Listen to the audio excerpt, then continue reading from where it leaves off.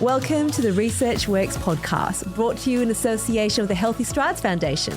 Your hosts are Dr. Dana Poole and Dr. Ashley Thornton, and we're here at the AusACPDM conference in Cairns, Australia, to interview world-leading researchers, clinicians, and people with lived experience to support your practice in being more evidence-based.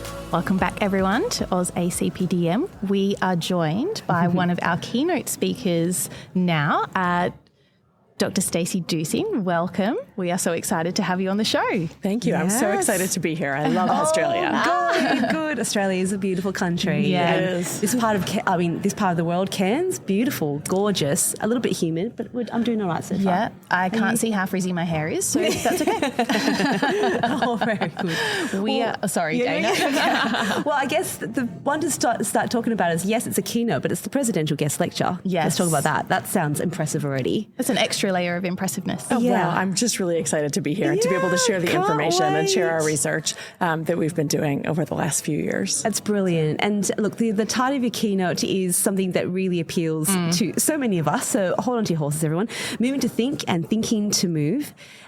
So there's a lot to unpack here. And maybe let's just start, first of all, in terms of your research interests and what got you to this place to really be thinking about this kind of topic? Yeah. Great. Thank you so much. I really have two kind of major focuses of my research. One is that we need to start intervention earlier, much earlier. And the other, which is really the focus of my keynote, is the idea that children need to move in order to think, but they also need to think in order to move. Yeah. And so kids are motivated by their engagement with the world. And if they don't have engagement with the world, we need to teach them that before we're trying to focus on movement. Yes. And that is so hard for us physios to say, back off, your motor is not the thing. Biomechanics, the exact way they're moving is probably not very important if they have no idea why they're moving. Speaking my language, now I feel speechless because I don't know what to say next. So beautifully to, several other topics we've discussed on the podcast before that, mobility is a human right. And what you're bringing to that is this extra layer of, all the benefits that mobility brings, but there's the inverse relationship as well that, thinking involves and informs our ability to move. So it's a really interesting topic. Yeah, thank you. And, we've been working on this for a long time and have an intervention that we developed that really runs together this idea of motor and cognitive based interventions that we have demonstrated efficacy with a control trial and are now doing a dose match control trial specifically for kids with CP. Wow. And so the goal of really being able to show that if we can help parents understand how to scaffold both your thinking and your motor skills together, is that different? Or is it more effective than just working on your motor skills? Because in so many cases, we separate the child, right? Yes, we say, this is your intervention for thinking. This is your intervention for moving. This is your intervention for talking. Those things go all together, particularly in young children. And so we really have to provide our interventions in a way that we're scaffolding all of those things simultaneously or feeding off of each other. And when you think about the role of play, play sounds so simple sometimes, doesn't it? But what is encompassed within play is, intrigue and problem solving and how do I get to this place? Ooh, I didn't quite make that work. How can I find another way? And it's just building a child that's curious about the world and therefore wants to have a go. But when you don't have that, as a physical therapist, I'm sure we've met all these children where they just don't have an interest to even move. So it doesn't matter what intervention you provide. If you all hands on, which is not what we do, but if it's all hands on, we move for them. It's passive. Right. Talk us through that, like how that's because it's quite a shift now, really, and that's a shift not only for maybe families thinking that way, but it's our education for the families. That's, I How think do you navigate through that? Well, I think there's two huge challenges to it. One is we have to de-implement the things that don't work. All the passive interventions that are out there that people are still using, we need to figure out how to get people to stop using them just as quickly as we need to get them to implement the things we're showing do work, which are active, active task specific and goal directed. And so you can't really be goal directed as a young child, if you're not playing, playing is the work of children, right? Engaging the world. And when we define play, we talk about as being self-directed purely for the sake of play. There's no purpose to it. It's not an adaptive skill. It's not learning to get to your classroom at school. It's really just for the joy of play and the joy of interacting with the world. And we can teach that to kids, but we can't teach it to a 5-year-old or not as easily as we can start when they're 2-3 weeks old and start to teach them age-appropriate play. And so we introduced play in the neonatal intensive care unit as a concept in our earlier interventions. And so it's age-appropriate. I'm not trying to get the child to like do a shape sorter. You know, we're trying to get them to engage with their parents socially. That's age-appropriate play for a brand new newborn infant or a very preterm infant. And I guess you're talking about, I think, I've never really totally valued definitions as much as I have recently because what we would define as play, like you just described there, or what active self-initiated actually means, because I have seen that word, you know, hijacked in a way to kind of say, well, no, this is evidence-based because we are doing active self-initiated. And I look at it and go, not really. Because what we're meaning by self-generated, active and play, can you unpack that a little bit more for us? Because I feel like there's misinterpretations about that. Oh, I completely agree. There are lots of people that say, oh, I'm doing active interventions because I'm only helping half the time. You know, my goal and the way I describe this with families is I would always rather have your child be successful at doing the task by making the task easier so they can do it on their own. And so, for example, if you're working on tummy time activities in order to access the world and to play in that position, I would rather have them be on their parents' chest and an elevated position where they can play, make eye contact with mom and dad, coo with them, have a social engaged conversation for 20 minutes on mom's chest versus the 3 minutes I'm going to get on the floor when they're screaming and crying. Particularly when they're a young infant. And in general, if they're crying, it's not working. That's right. Right? You're not getting active, self-directed movement that's going to help a child learn if they're screaming and crying. It's just not going to help. Hard to be curious about the world when you're distressed.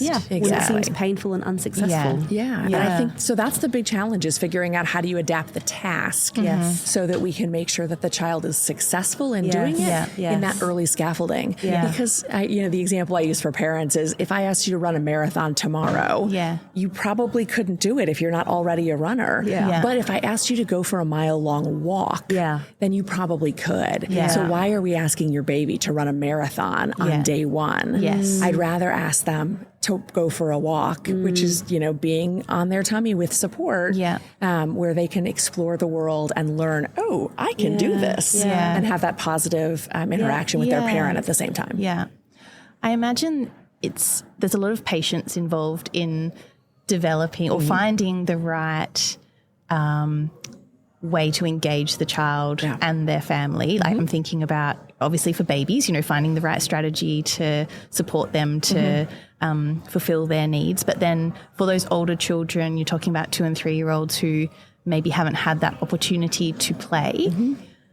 How do you go about developing and initiating that curiosity in them? It's certainly a much harder thing to work with the older children, and know that I mostly work with kids under the age of 2 at this point, but working with the 2 and 3-year-old who doesn't have the interest in the exploration, I still think we can back off and ask them to do less challenging tasks. You know, we talk with parents and openly explain the cognitive action trade-off, right? If I'm asking you to think really hard, I can't ask you to do hard motor skills at the same time. So back off your motor skills and let them think. And again, that's hard for physios who say, my goal or my task is to teach them to walk. So I'm going to push walking and I'm going to push them to do that. But if they aren't able to think about why they're walking or what the world gives them at the same time, you're not going to get them to walk because there's no reason. There's no context for them. And everything has to be situated within that context of the family and then within play and then moving to think and thinking to move. Love that. And I think that can sometimes be challenging for families as well. I think particularly for families of young children or babies who have maybe been given a prognosis, so this is what life might look like for your child. They feel that urgency to do things and do them early and do them quickly. Yeah. But it's the milestone. Tick off. It is almost always one of the comments that we get, both from new therapists who are training in our intervention approaches, but also from parents, is the like sitting back and not putting my hands on the kid as the immediate strategy to try things, and to sit back and wait and see, can my child problem solve this skill, or can they do that? Do I have to readjust their foot just because it looks a little wonky right away? Or can I give them a chance to see if they can adjust it themselves? Or if they're still successful with the action of exploring the world, even if their foot looks a little funny when they're doing it. To try and do that. And both therapists who are learning this kind of approach and parents say that's the hardest part, to sit back and not jump in.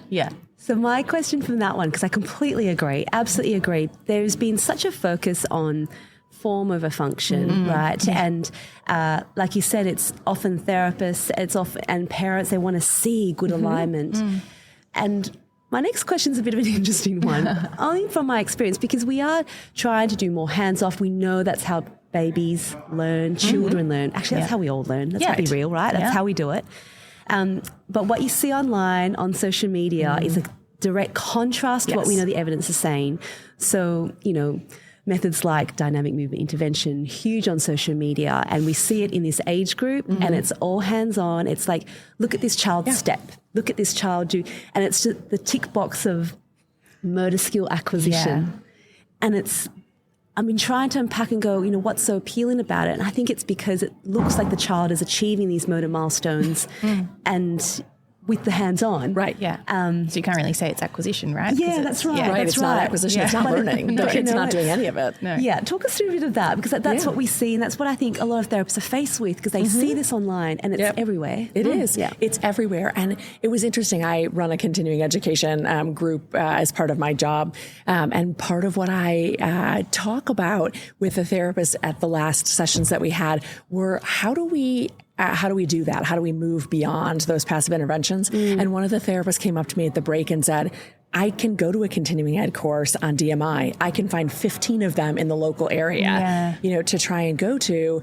And they're hands-on, and that's what I feel like I need to learn. All these theoretical approaches are nebulous. We're not taught actually what to do with the child to try and do that. And it's hard to evaluate that and say, when you look at some of the interventions that are out there that have evidence for them, we made a module for Start Play for continuing ed, but it is online with then video-based feedback to the therapist. Like they provide videos and we give them feedback on that. But because we think that's what therapists want is the online, because it's accessible and because we're trying to target a larger population, but you can get checked off for DMI really easily in your local area. Such a good point. And that's the challenge. So I think, are we doing a disservice actually by not having more continuing ed? But when you look at the evidence, our goal is to say, these are key principles. I don't want to sell my intervention. I'm trying to say, use these key principles. They work in any of these interventions. It's not owned by anyone. No. Exactly. But do we actually do a better job of, when we package it and can say, for this group of kids, this is the approach that you can use to implement these key principles? Would we get more people on board? Is that more reassuring? With getting them checked off? So it's a hard balance. It's creativity, though. What you're talking about, that when you're helping a child to explore, and it's individualized, it's clinical reasoning. Each child individual, being creative of what that child is motivated by, versus a checkbox that you can do this to everyone, a formula that you can do to everyone. That's easy. It is. You're absolutely right that there's a huge level of that's clinical reasoning. But we can teach that to new grads. Absolutely. We absolutely can. We've had a couple of new grads who have gone through our training to do it as interventionists. And the fidelity level you have to maintain in our clinical trials is very high. And they can do it. They're actually better at it sometimes because they aren't trying to de-implement what they've learned. But I'll tell you that I'm a professor. I teach teach this content in an entry-level curriculum and it gets untaught to our students who have been taught this in an entry-level curriculum when they go out to the clinic and they're working in a clinic that does DMI or all these other approaches that are very passive. They very quickly stop doing the evidence-based things that they've learned if the clinic is doing non-evidence-based things where they're embedded. And so I think we really have to make sure we're not just teaching the next generation, but we need to make sure we're hitting the people who are out there practicing now and get this stuff de-implemented that is not effective. And, you know, you do that through payment models where you don't pay people for doing things that are not evidence-based. You've heard about, well, we've been hearing about insurance models doing that. Is it in Sweden? I think their insurance model won't find non-evidence-based. And, you know, it's kind of where it's pretty fair from a policy perspective. Right. No, but it is scary to think about how do you balance that out? I mean, I don't want a family to have more work to navigate the system and to get services. But I also think the idea that families pay for some of those private therapies that are not evidence-based, that's also just painful to think, oh, you just spent the time and all this time resources, and energy and the opportunity lost to learn from energy or to just play at home and in a way that will support cognitive them. skills because that is lifelong. It is. Right? And enjoy your family. That's right. And mobility at the end of the day is so important. There's different ways of moving and that will change throughout their lifespan.